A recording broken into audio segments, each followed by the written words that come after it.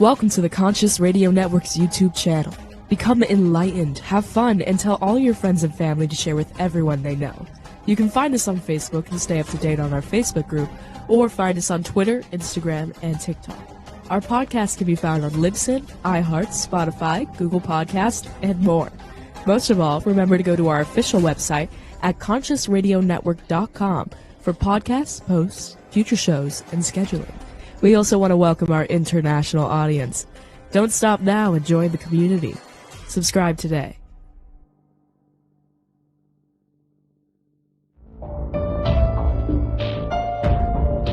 This is the Conscious Radio Network.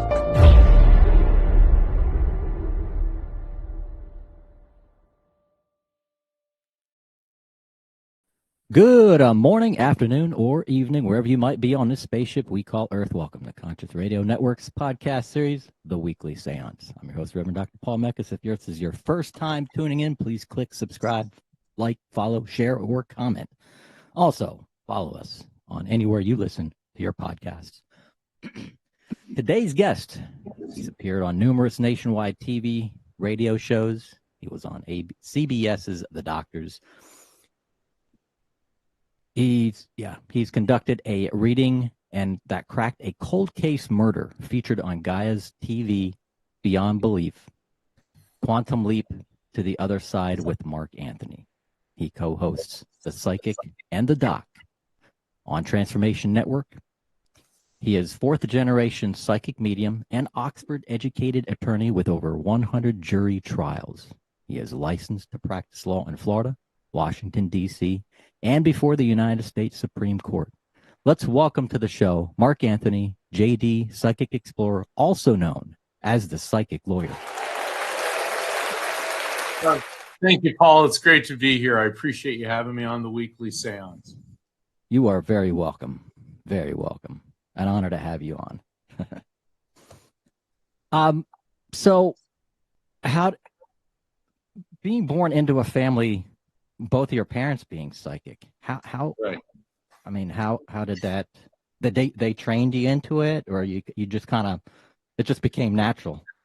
This is all genetic. There have been psychics and mediums in my family going back into the 1890s. That's as far as back as we've been able to identify them. And the thing is, Paul, the two sides of my family could not possibly have been more different. My dad's family came from Northern Pennsylvania. They were very conservative Northern Baptists. And my dad had three sisters and a brother. One of his sisters, Marjorie, was also a medium like he was, as was their mother, Isabel, and their maternal grandmother, Grace. But in that side of the family, they kept it very quiet. And my dad was a U.S. Navy SEAL, and after the Navy became an aerospace engineer. And then my mom's family came to the United States from Italy. She was born here, but her father was born in Italy, and her mother's parents had come from Italy.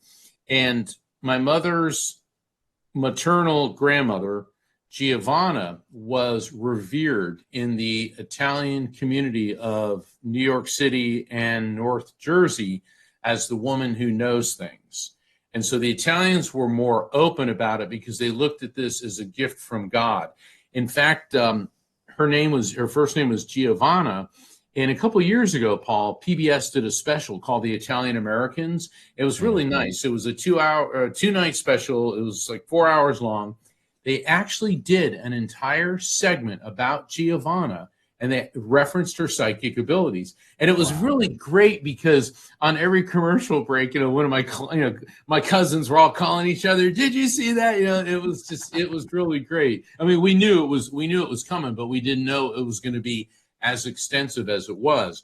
Yeah. So Dad gets out of the Navy. Here he is, a SEAL all full of himself, and he's at a dance. And he said, this foxy-looking broad walks in, meaning my mom. Well, my mother worked in illustration and fashion design for a high-end department store, so she used to get all the designer clothes wholesale. She was only 19 years old, and he said she was all dolled up. I thought she was some foxy broad about 30. And so he walked up and asked her to dance. And it was so funny because when my parents and I were talking about this, and that was when I was in my 20s, they said that right away they knew there was some type of connection. They weren't sure what it was. And my mother was a very good Italian Catholic girl. So, the dates had to be supervised and all this. She said, though, on the third date, she said to him, "There's something I have to tell you before we go any further." She said, "I know, and you may never want to talk to me again, but I can see spirits." And my dad replies with a slew of expletives that only a sailor could conjure up, which ended with, "I do too." Oh, wow. So what we've determined, we meaning people who study spirit communication and mediumship, because I'm a paranormal investigator, I'm a near-death experience researcher. In addition to being a psychic medium, I also travel to places around the world to study supernatural phenomena and ancient mysteries. And what we've seen is that psychic abilities tend to be what's known as a recessive genetic trait. In other words, like being right-handed is a dominant trait, being left-handed is a recessive trait, meaning it's much more rare.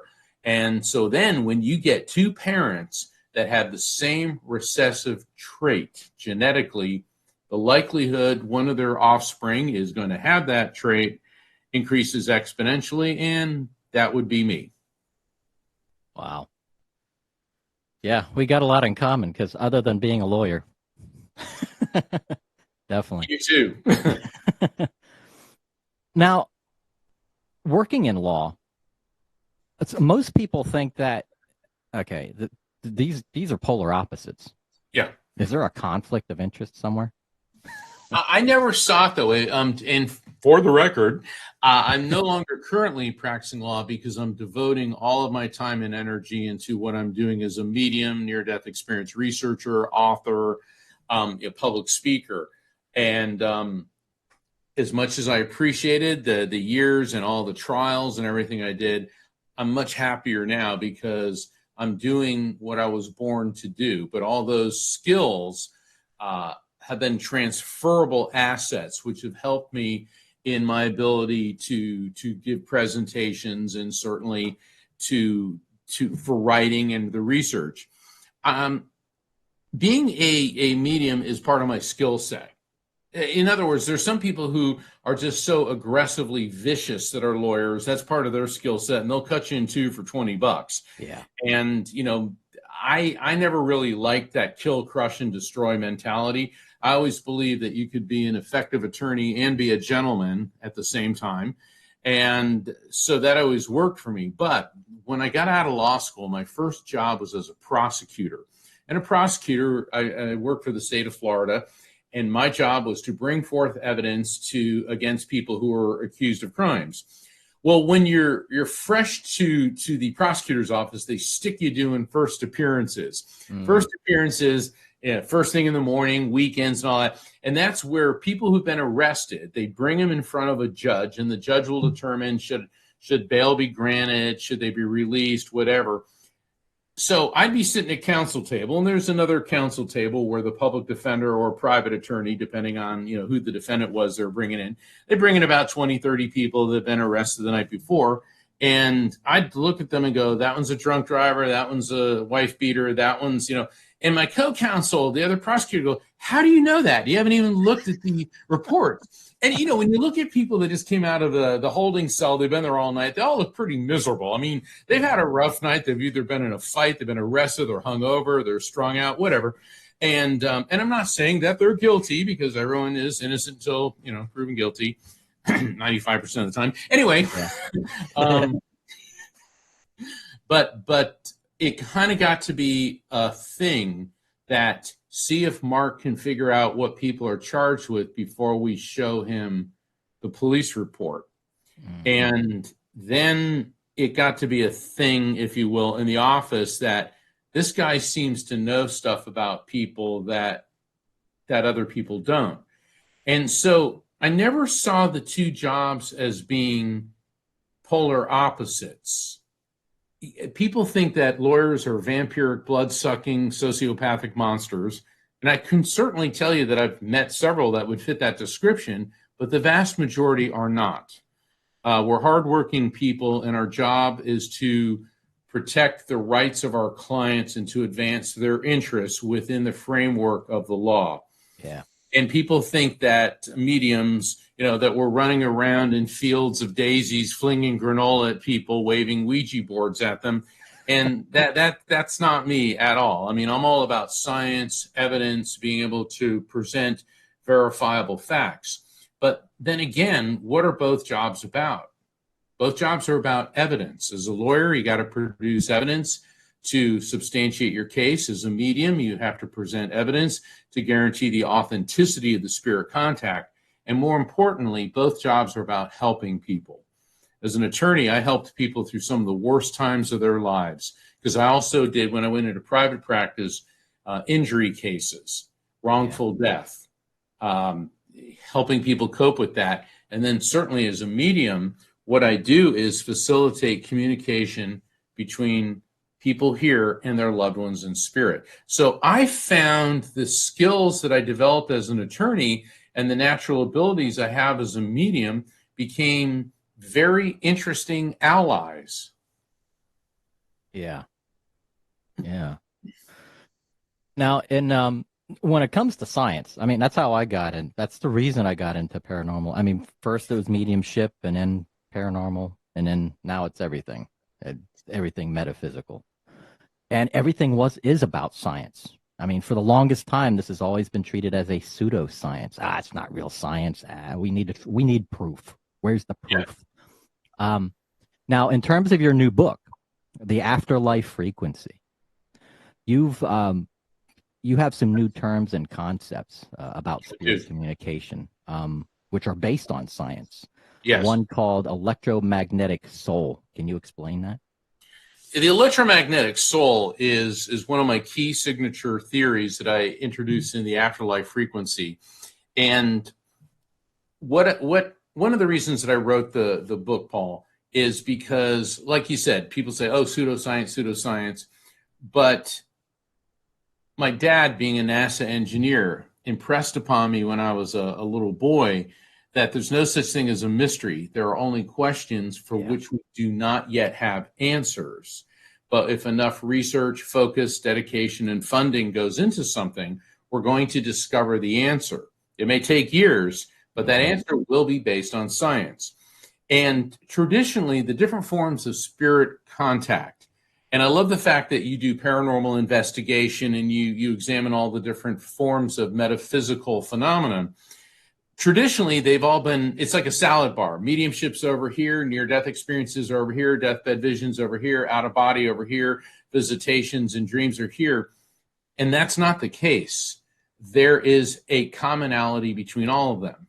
So with the electromagnetic soul, I spent years of research to explain all these phenomenon. So we know that everything's made of molecules, which in turn are made of atoms. Okay, we all learned that in school, which in turn are composed of electrons, protons, and neutrons, which in turn are made of the smallest particle, the fundamental building block of everything in the material universe, a quantum, which is pure electromagnetic energy. And that's where the term quantum physics, quantum mechanics come from. So everything at the fundamental level is electromagnetic energy.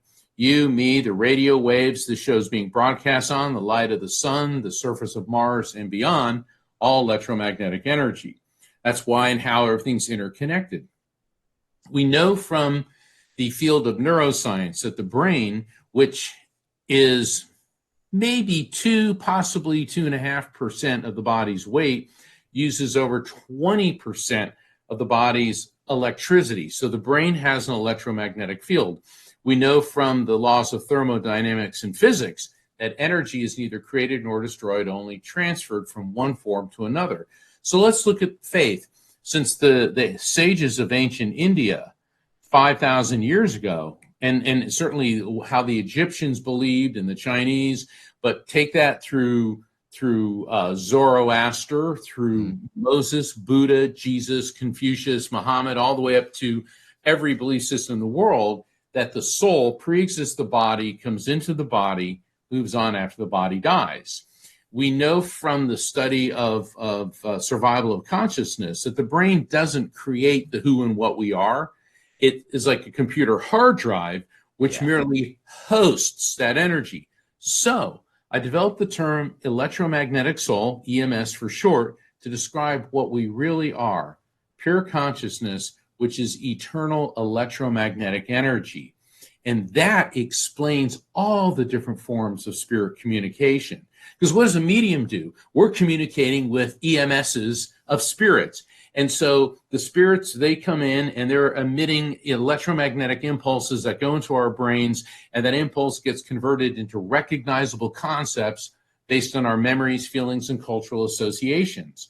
What happens in a near-death experience? Somebody physically dies, the EMS leaves the body, and then there's a zone between the afterlife frequency, the other side, in our world, and that EMS will touch the afterlife frequency. That's why people that come from a near-death experience say, I saw my loved ones who were dead. Yeah. All right. And then deathbed visions, that's where EMS has come in when someone is actively transitioning. And we could go on and on and on with this. But I developed the electromagnetic soul theory to provide the foundation for understanding all of the different forms of spirit communication. Yeah. And the even telepathy. I mean, telepathy is another example. I mean, if we can communicate with somebody without talking. Exactly. And how are we doing that? Through electromagnetic frequency. I mean, it's easy to throw out words like quantum and EMS because it sounds cool, but when you start studying it, everything on the subatomic level is electromagnetic energy, and everything has a different vibration. So that's why, this pen, yes, on the subatomic level, it is made of the same electromagnetic energy that I am, but it vibrates at a different frequency, lower and slower than a living being does. And, people tell me, well, that's really hard to wrap your head around. I said, you think? I mean, this is Einstein's theory of relativity. Einstein. And it can take years and years to even begin to understand this, but it is the explanation for how all of this works. Yeah. And so many modalities out there is also, looking at when it comes to psychometry. I mean, touching, these inanimate objects and imprinting our energy onto them long enough, whether it's something we wore or something had in our pocket all the time and stuff, and handing it to somebody like you or myself and stuff, and we just hold on to it, and we can pick up that energy from whoever owned it or the past of it. And now why is that? It's because matter retains vibration. In other words, matter picks up on EM energy. So, and I love the way you picked up the pen. So by holding that pen, your EM energy is now on it. So if you give that to me, then my electrical field starts to interface with that. And it's not that the pen is telling me anything, but the pen retains the vibration from you, and information can be discerned from it. I've had people say, oh, that's BS. And I asked this one guy, let me hold your watch. And I held his watch, and I went into this whole explanation of all these things about him. And he goes, how in God's name could you know any of that? And I said, well, it's because of, and I explained to him what you just brought up and what I just said. And so people need to understand that spirit communication, psychic phenomenon, isn't woohoo, hocus pocus. It is a real thing, which we now in the 21st century have the benefit of advanced science, particularly quantum physics, which is beginning to enable us to understand and explain what this is and how it works. Yeah. Even not too long ago, I heard that they even found a weight to the soul. actually measurable. I forgot what the number was, but Well, hold on there. I know exactly what you're talking about. It's 21 grams. that's it. And that has kind of been debunked because there have been a number of bodies that were measured when they die. They say the body's weight decreases by 21 grams.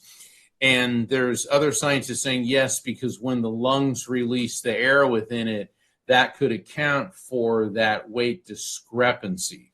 Plus, trying to find a way to measure electromagnetic energy in terms of weight certainly is problematic. So I know what you're saying, and it's an interesting theory, but I'm saying that there's another side to it. And the reason that I bring this up, Paul, and I'm glad that you brought that up, is yes, you and I are science-based evidential mediums, and we approach metaphysical phenomena through a scientific lens, but we must also be prepared to acknowledge that some of the things that we think may not necessarily be true.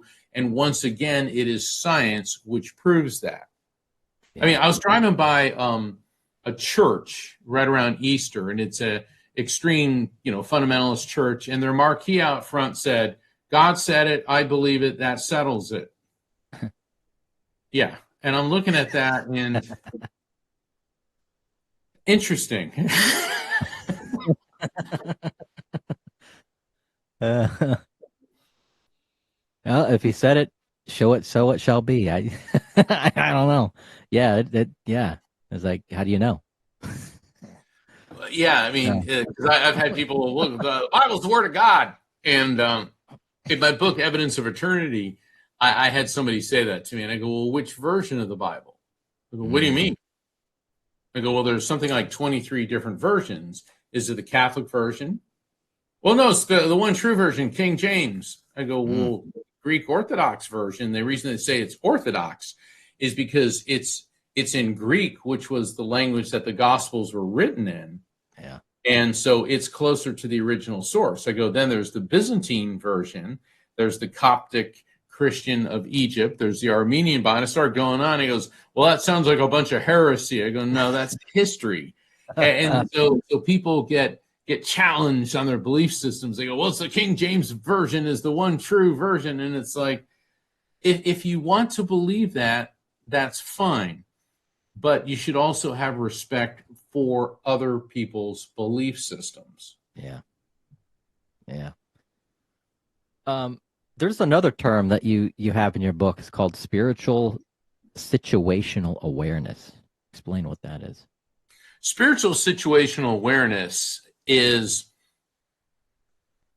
okay, let's start with the root of that, situational awareness. Once again, my dad was a Navy SEAL. So when I was a little kid, be aware. I mean, he was always drilling, be aware into us, which is really a good skill because police, military, first responders, situational awareness is being aware, observant of what is going on around you 360 degrees.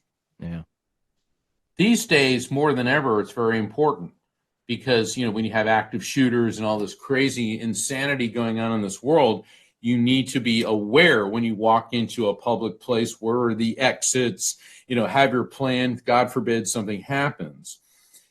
With spiritual situational awareness, that takes it to an even more refined level that you're aware not only of what is happening around you in the physical sense, but you're sensitive to the energy and the presence of electromagnetic souls. And that's why and that's why I introduced the RAFT technique in the Afterlife Frequency, RAFT, recognize, accept, feel, trust messages from spirits. And I give some exercises how to increase your spiritual situational awareness. And once you do that, it starts lending to being more able to recognize, accept, feel, and trust messages from spirits. And what's so funny about this, Paul, if you'll indulge me on a story, I was trying to figure out, how do I explain this to people, spiritual situational awareness? And I was working here in my office, and I had writer's block, which always seems to happen when I have scheduled the entire day just to work on my book. Okay. It's like, it's always when I'm in a hurry and I don't have time that I seem to get the best ideas. Yep. And so, but one thing I've learned about, right, you know that one all too well. So I thought I'd go for a walk on the beach because I live near the beach. So I'm going down my driveway, and all of a sudden I get these tingles. And I said, "Oh, that's EM activity." And I was directed in the other direction, away from the beach towards this bike path. It's around midday, and I'm walking on the bike path, and I see these two objects shining in the light. I walk up, it's in a nickel and a penny. So I go to pick them up, and I hear my mom's voice, her spiritual voice. If they're heads down, it's bad luck. And I started laughing because that's the Italian superstition. You know, Italians, we have a superstition for all occasions. Then I hear my dad's voice. It's money. Grab it. So I am laughing, and I'm holding this nickel and this penny in my hand. I go, oh, 6 cents. And I said, wait a second. 6 cents. And then the cold chills and tingles start resonating throughout my body. People think spirit contact is spooky because you get cold chills and tingles. What that is, that's the presence of electromagnetic souls. And when their energy field interacts with ours, it's the same physiological response of fight or flight. So that's why a lot of times people immediately assume spirit communication is spooky. When you start working with it, you realize it's not. So go, what are you trying to tell me, Mom and Dad?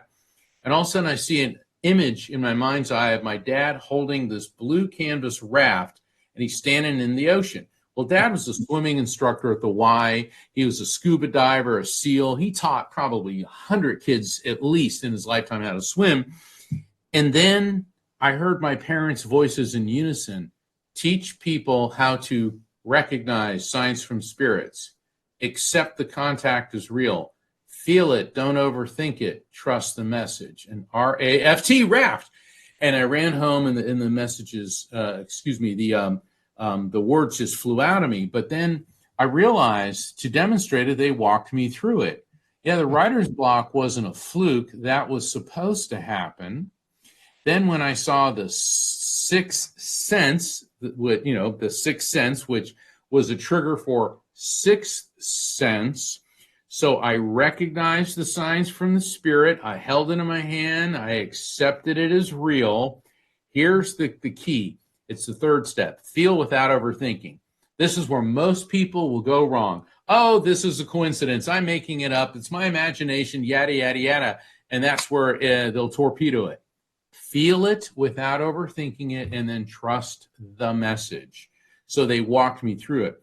With trusting the message, there's a lot of unscrupulous and downright negative people who will say that God told me to take this bomb and blow up a school or go kill these people or do that. Those are never messages from spirits. Those are never messages from the divine. Those are a creation of the human ego, which is created by the brain. The soul is not, but the ego is, edging God out. Yeah. Messages from spirits, messages from the divine power we call God are never about anger, bigotry, hatred, or violence. They're always about peace, love, protection, healing, and resolution. And that's how you know the difference when it comes to trusting the message. So a spirit's never going to say, take this stick of dynamite and go throw it at somebody. No. No. Yeah, absolutely not. And like you said, a lot of people have asked me, and I'm sure a lot of people ask you, those who are trying to get into mediumship and learn it and want to do more with it, it happens to me all the time. You get the body goes into this fight or flight mechanism, this mode. Yep. You get the chills, and I tell people that is the physiological response. Don't ignore it. Yep. Exactly. Paul, we are so on the same page. And yeah, because a lot of people, whenever I've been on paranormal investigations, people start feeling cold chills and tingles. It's a demon. It's like, can we stop leaping into the arms of Satan? Let's look at the K2 and the trimeter and look at the electromagnetic surge that's going on. That's why we're getting cold chills and tingles. And before when you're investigating a paranormal hotspot, it's a portal to hell. I mean, I hear all this stuff, and it's like, how about we look at it objectively, apply the scientific method, record the data, examine the readings. If you're using cameras and getting the infrared and you're picking up on orbs and other things, get all that data, and then after the reading and reading the investigation, analyze it. But a lot of people go into it with a preconceived notion that we're going to find something negative. Well, then how is that possibly following the scientific method? The scientific method is going in with objective viewpoint, compiling the data, analyzing it, and then coming up with an opinion as to what it is. Yeah. Yep. We have to treat it professionally, scientifically, and objectively. Absolutely. Now, as far as your book, you've got many. So this new book. I've got three books. Yeah. Three books, yeah. My first book, Never Letting Go. My second one, Evidence of Eternity, and the latest, The Afterlife Frequency. Now this current one, as a takeaway, what do you want people to know about this particular book, different from your first two? Well, The Afterlife Frequency, wow, there's another real long story how this came about, but let me explain it like this. I spent so much time in the practice of law and in law school plowing through really boring books. And yes, they were filled with information, but I want to make sure that this book, and it does, reads like a juicy novel. It's an adventure, but it educates along the way because it's filled with a lot of compelling stories. It will examine spiritual phenomenon from the cosmic to the subatomic, and it explains how the different forms of spirit communication, spirit contact, that they may come to you in a dream, through a medium, through a near-death experience, a shared death experience, or more than one person experiences what a dying person is seeing, deathbed visions, out-of-body experiences, and it explains all of this in an easy-to-understand and enjoyable manner. It's for anybody who wants to know more about the scientific explanation and the reality of the afterlife and our ability to communicate with it. Wow. Yeah. Now, do you have any upcoming public appearances, shows? You also have a podcast as well, correct? I do. Every Thursday at 7 p.m. Eastern, 4 p.m. Pacific, I co-host The Psychic and the Doc. My co-host is Dr. Pat Basili. She's a world-renowned behavioral psychologist. People can call into the show. I do mini readings in conjunction with her intuitive, uplifting insights. And you can find out about that. I see the scroll here on the show. My website is afterlifefrequency.com. I'm going to be speaking. It's an online event at Spiritual Awakenings International on June 10th. I've got 2 online light circles, which are limited to 6 people each, so everybody's guaranteed a reading. And I believe it's June 23rd and 24th. You can find out about all of that by going to my website. Please sign up for my newsletter. You can find out about booking a one-on-one phone session with me. And if you go through the calendar of events, you'll see what I've got coming up. I'm going to be in Houston in June, I believe the week of June 18th. I'll be on Great Day Houston. Plus, I got a couple public events there at Body, Mind, and Soul. So I got a lot coming up in both May and June. And you can find out about all that on my website. Plus, I do write for Best Holistic Life magazine. And it is a wonderful publication, and it's holistic healing and health. And I write a column every month, and I try to make it edgy and thought-provoking and fun to read. And the other authors are global influencers in the health, wellness, and holistic healing field. So Best Holistic Life magazine, get the online subscription. You can order a hard copy through Amazon. It's all on my website. Awesome. Thank you, Mark. Now that we're at the end of the show, what do you want people to take away from this from our interview today? my books, Never Letting Go, Evidence of Eternity, and most recently, The Afterlife Frequency, they are an extension of what I'm trying to teach people. And it was transmitted to me through a very profound spiritual message that God exists, the afterlife exists, whether you call it heaven, the other side, nirvana, it exists. That our electromagnetic souls are immortal living beings, that we can communicate with souls, and that we will all be reunited with our loved ones in the light, which is the afterlife frequency, the energy of the spiritual, when it is our time to leave the material world. Absolutely. And to not be afraid of death. No, it's the how part. It's the how part that's really scary. But the thing is, death is a part of life. And my very dear friend, Rhonda Schwartz, she's a fellow medium. She said it best: we have one life, and it's eternal.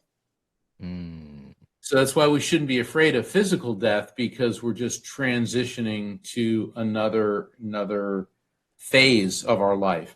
And as far as being afraid of spirits, I understand people fear what they don't understand. That's basic human nature. But being afraid of a spirit is like being afraid of the grass because it's green or the sky because it's blue. Spirits are a fact of life, and we coexist with them, whether we want to acknowledge that fact or not. Yeah, absolutely. I mean, we've all been through this before, yet we'll never get out of this alive. Not in the physical sense, no. Right? Mark, it's been a pleasure and an honor to have you on the show today. Greetings and namaste, my friend. And welcome back anytime. The next book, let me know. All right. And good luck on your travels. And definitely stay in touch. Thank you. You're very welcome.